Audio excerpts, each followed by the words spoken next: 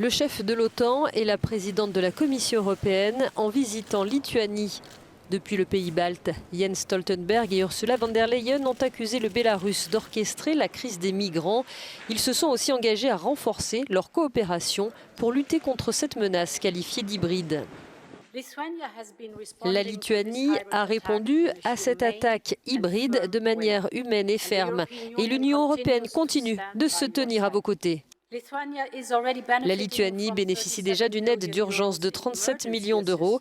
Mais comme je l'ai déjà annoncé en début de semaine, nous triplons les fonds de l'UE destinés à la gestion des frontières de la Lituanie, de la Pologne et de la Lettonie pour les porter à 200 millions d'euros cette année et l'an prochain.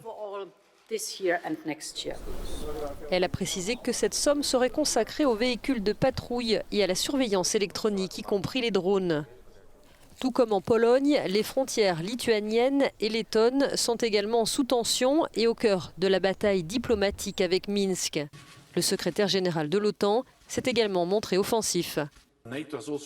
L'OTAN a aussi fermement condamné le comportement du régime de Loukachenko, dit-il. Au cours des dernières années, nous avons considérablement renforcé notre présence dans cette région.